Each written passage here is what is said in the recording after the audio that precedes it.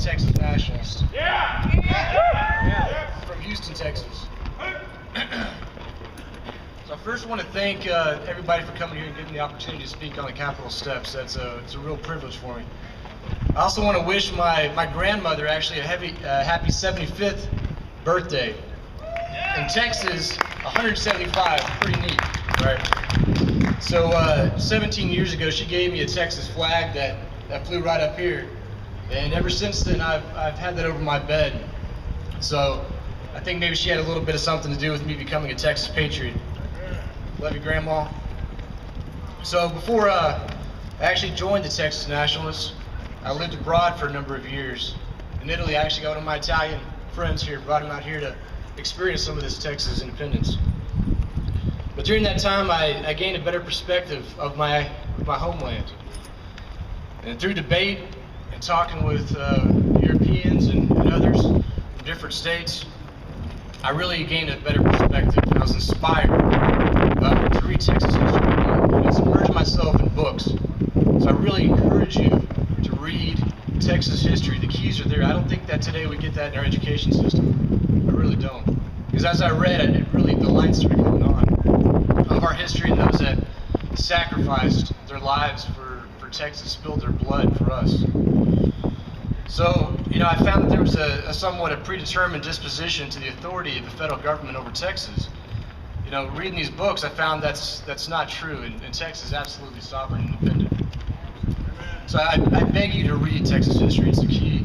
Education overall, Texas history, it's the key to our success of this movement and just in your life in general. So our Texian forefathers would never recognize the Texas government of today.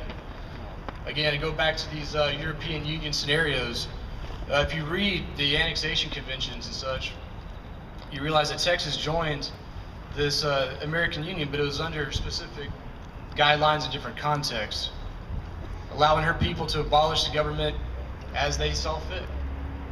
So our relationship with the federal government and the other states has just become distorted beyond recognition. Power has corrupted the government growth and has increasingly disenfranchised the people of Texas. So mark my word, the same situation will happen in Europe. As the EU power base is consolidated and grows, the member nations will become less independent and have unrepresented policy dictated to them, such as our Texas situation today. So Texas, it's time to stand up and be heard. Yes. By your attendance here, I applaud you for your dedication. We need to have thousands more among us, and I think that once that light is turned on, I think that we can definitely hit that tipping point. Our brethren must join us in a consolidated voice. Join your local Texas Nationalist organization, or at the very least, spread awareness of our cause. These are historic times. I'm sure that Travis and Austin knew that they were also in a historic time 175 years ago. So trust me, history will judge us by our actions during these days. So those that died in the 1836 Texas Revolution did so for Texas. It was Texas, it wasn't the United States. They died for Texas, okay? As the soldiers prepared for death at Goliad, one account that I read from a doctor that survived said, "Boys, they're gonna kill us. Die with your faces to them like men." At the same moment, two other young men flourishing their caps over their heads shouted at the top of their voices, "Hurrah for Texas!" Listen, yeah, he's talking right now. And died You for can Texas hear him on the online, Goliad. live. No, I'm These days, recording not asking him. for your I call you life, I'm later. just asking you support and free Texas Okay, from this bye bye. occupation. Ciao. As those that know me, I'm a big fan of Maribou Lamar, Texas president, our second Texas president. He was the first leader of the Texas Nationalists. He said, in paraphrase, "Texas is cornucopia of the world. The annexation of our country to the American Union will produce a lasting regret and ultimately prove as disastrous to our liberties and hopes as the triumphant sword of the enemy." Today, I challenge anyone to produce a benefit that Texas has under the occupation of the U.S. federal government. In this occupation. Secession! Sir. Secession! The Don't get me wrong, I love the people of America. One must disassociate the land and ideals of America with the federal government. They're two separate issues. Love my country, I hate the government. Yes, sir. We should embrace the cultural differences that lie within America. Trade and prosper together.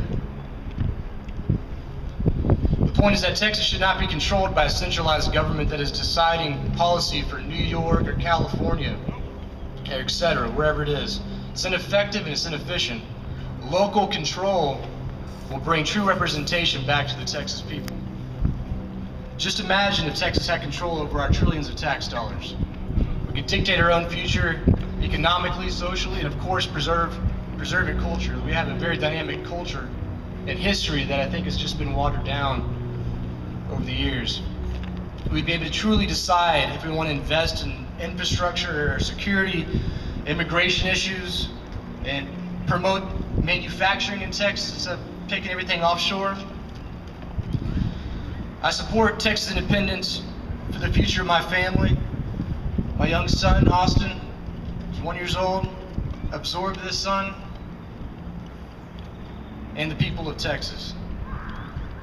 Again, I ask you to do your part, support Texas nationalists, educate others, and every day remember to do something that propagates Texas independence. Thank you, and God bless Texas.